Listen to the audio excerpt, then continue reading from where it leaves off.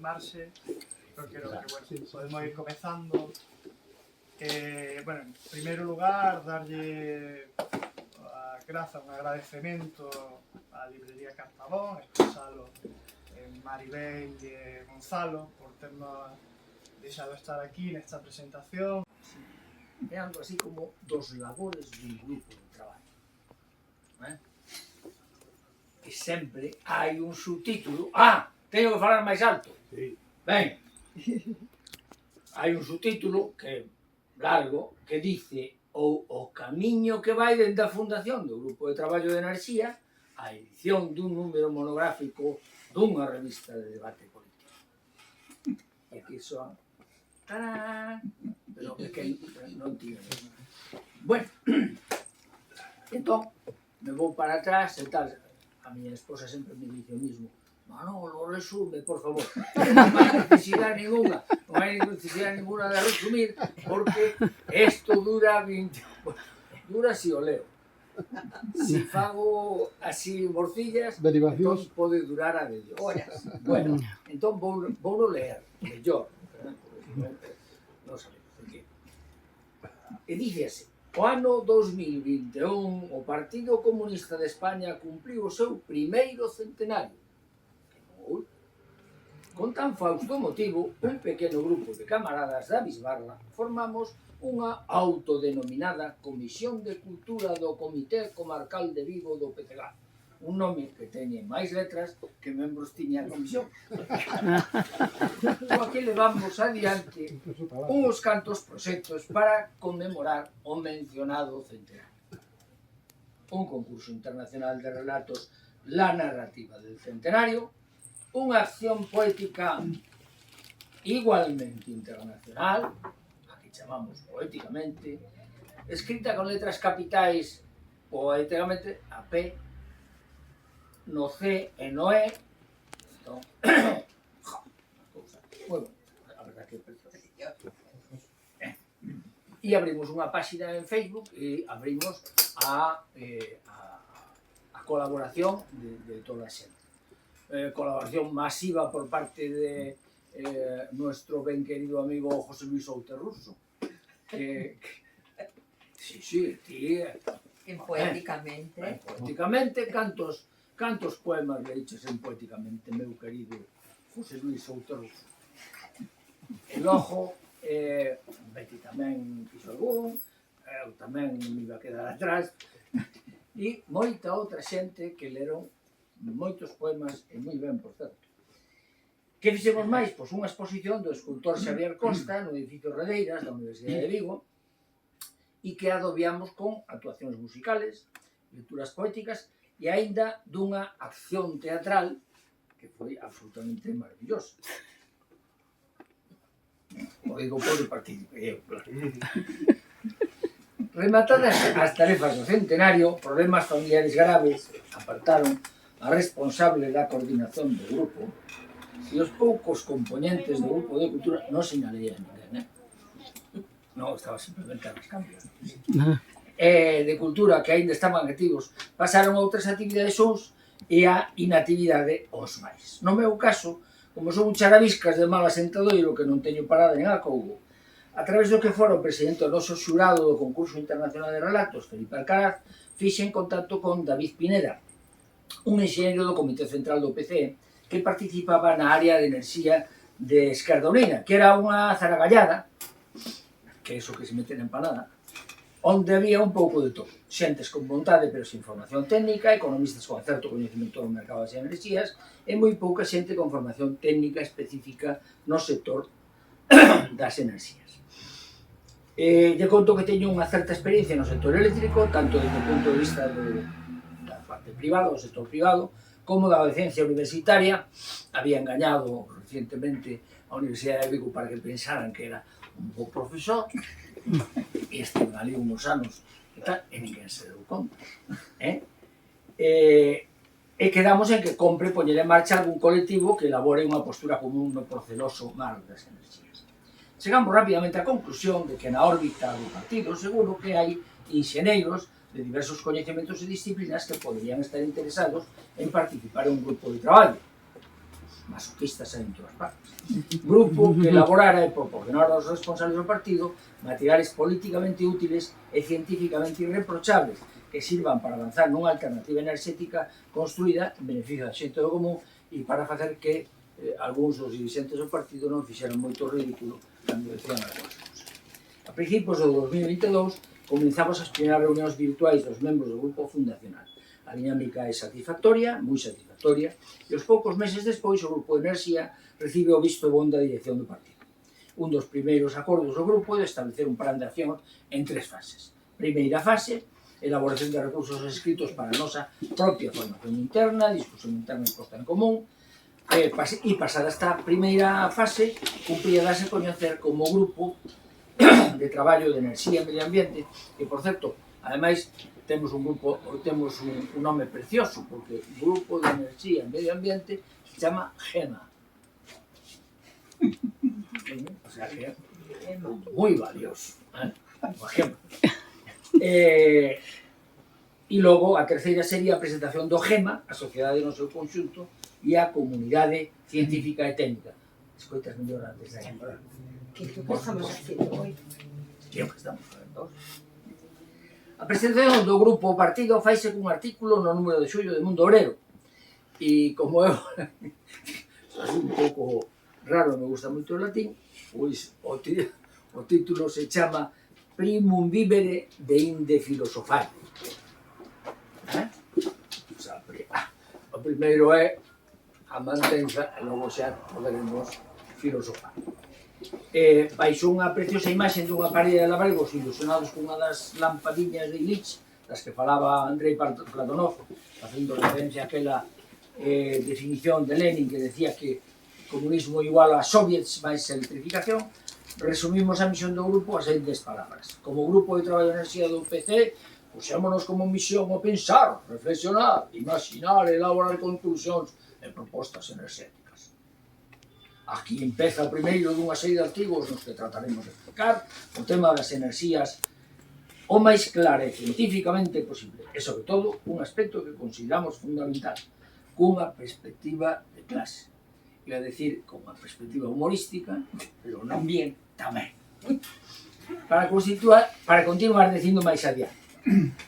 E precisamente para servir de catalizador nesta misión de máis reflexionar, máis imaginar e máis elaborar, e para o que nace, no último congreso, a Secretaría e o Grupo de Traballo de Enerxía, dando forma a unha bella aspiración dun amplio sector de militantes. Procedentes de diversas xeografías, peninsulares, e incluso insulares, sí señor, hai que me tira pata, porque hai xente das ilusiones.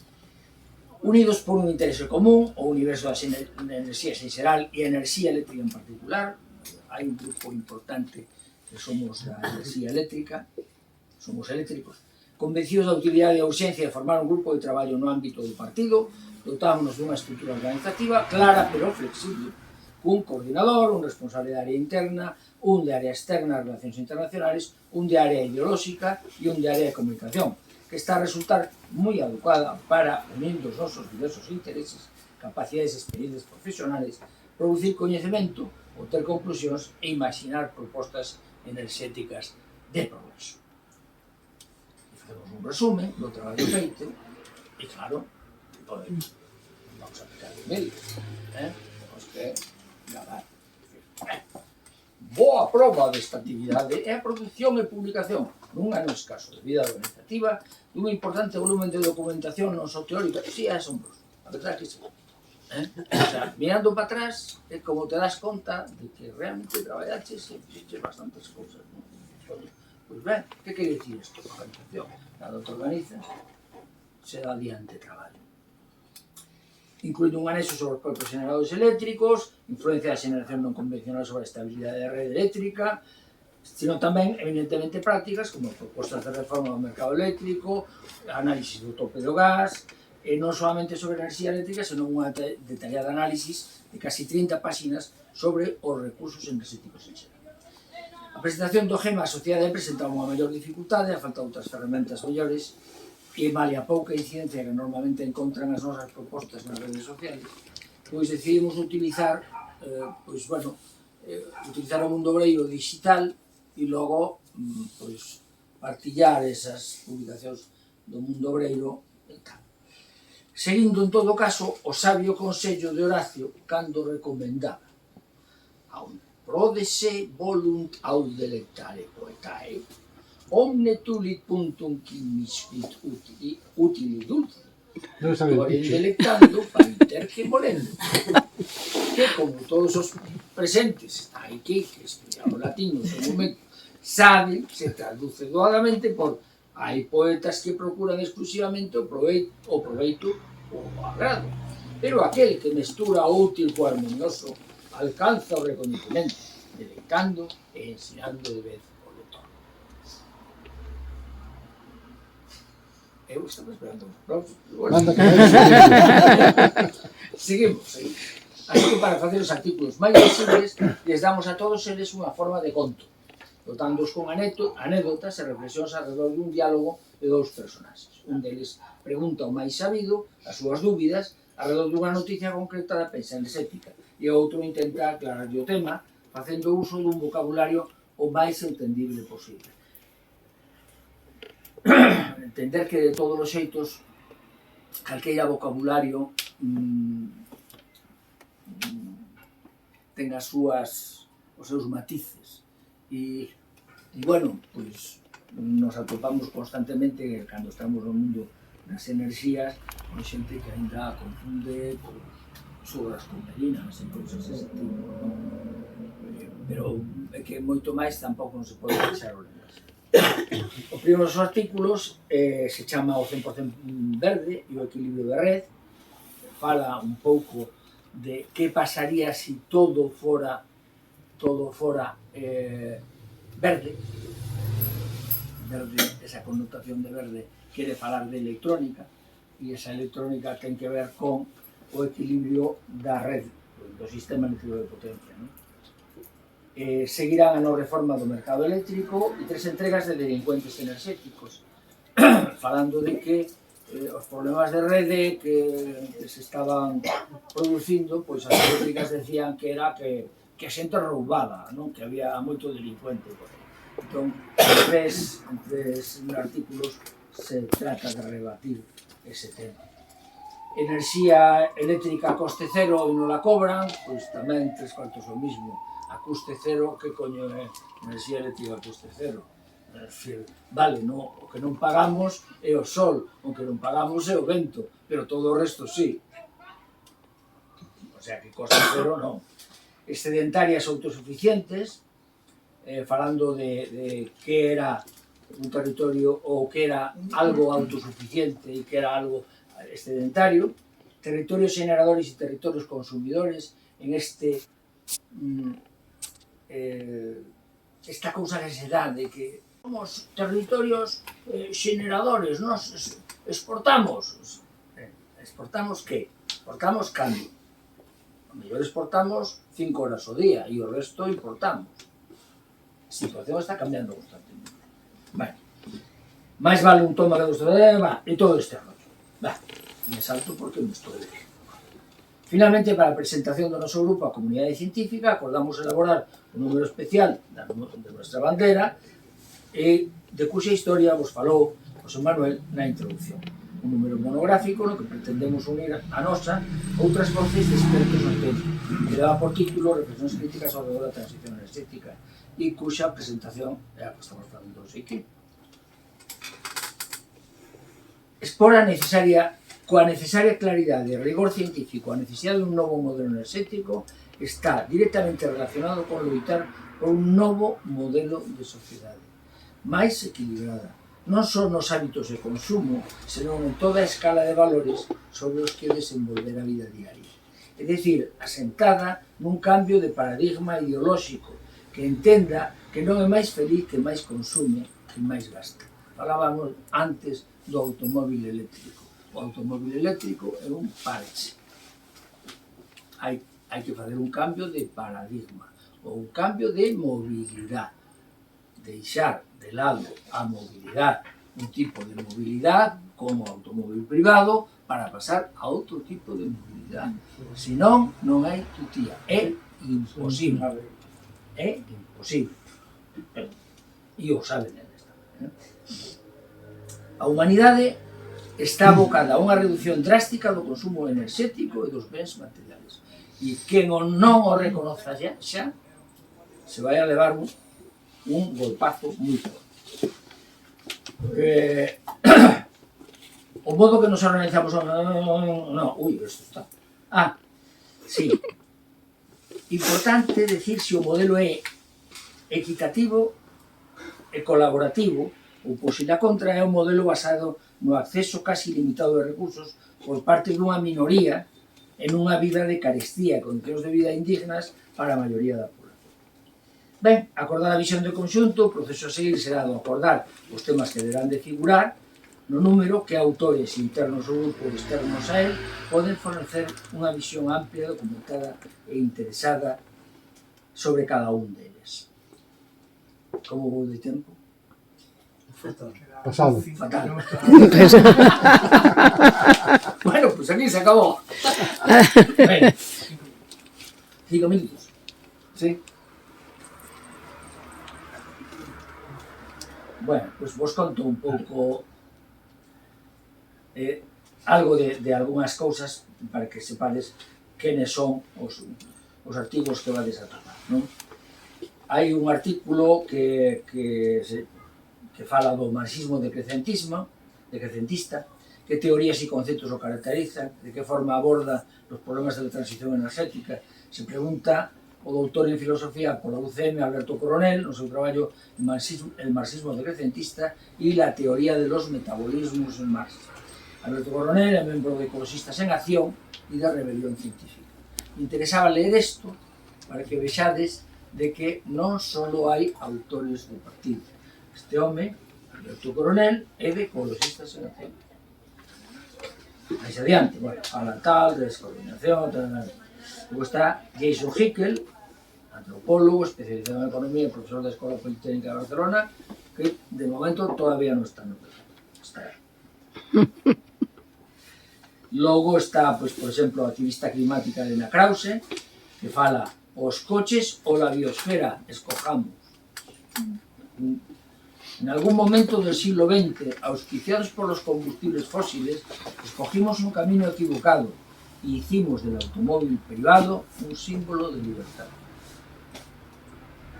Hay que pensar en eso.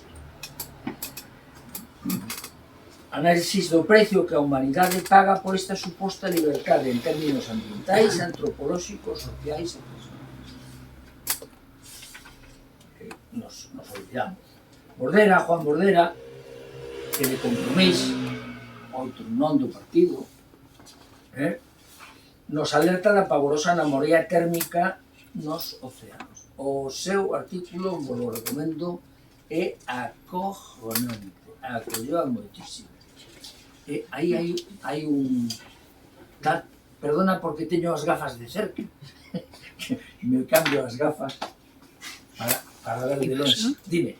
No, que te quería decir que cando acabes quero ser a primeira a preguntar porque me teño que marchar dentro dun rato. Vale. Queda anotado.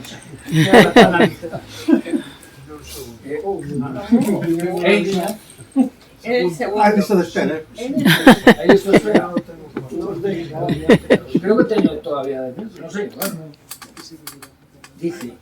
Dice Bordera, podría escribir sobre el robusto equilibrio térmico que nos proporcionan los océanos. Esas maravillas respectas de vida que almacenamos más del 90% del exceso de calor. Y tendría que contar cómo ese equilibrio, esa antigua robustez, se está desvaneciendo ante nuestros ojos a una velocidad increíble. Eso está pasando tamén co sistema eléctrico de potencia. En calqueira momento vamos a ter un cero total. Xa estivemos a piques de telo, nos salvamos absolutamente polos pelos, normalmente nos salvamos gracias á conexión con Francia, pero na seguinte non nos vamos a salvar. E todo eso é debido a certo tipo de decisións que se tomaron no seu momento.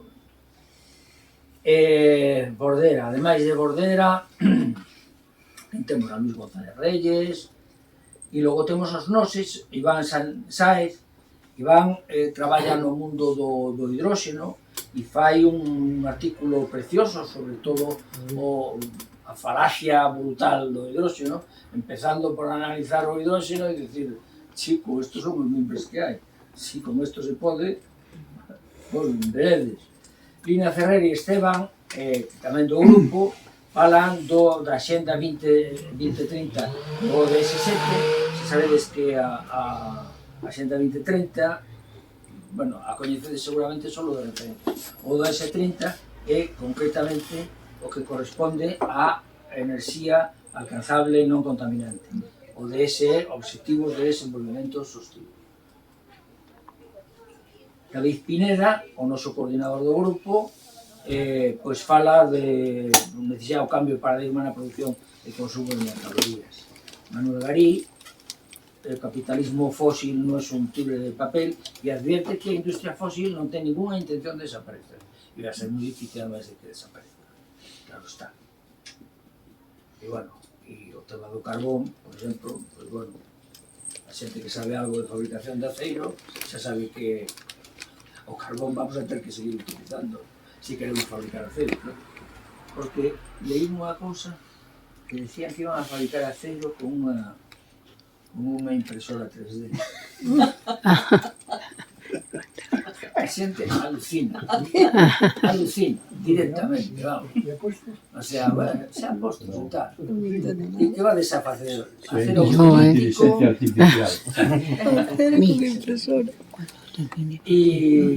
E bueno, logo está o meu, que fala de autoconsumo e comunidades energéticas, enerxía do futuro, logo a Cultura da Violeta Garriga da Universidade de Granada, con unha crítica moi acaída sobre o tecno-optimismo e as fantasías da omnipotencia da tecnoloxía, un artículo tamén moi interesante. E como autor invitado temos a Richman, a Jorge Richman, un tío que ten bastante predicamento en este mundo nos que nos movemos.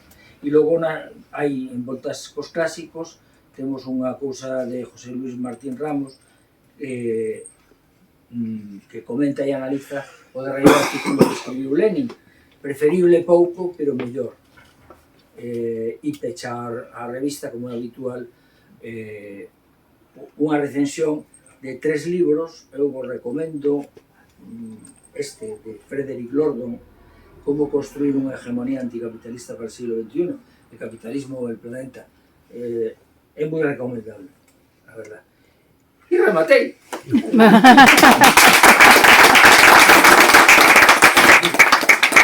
Muchísimas gracias. Está dentro. Imos comezar agora un turno de palabras.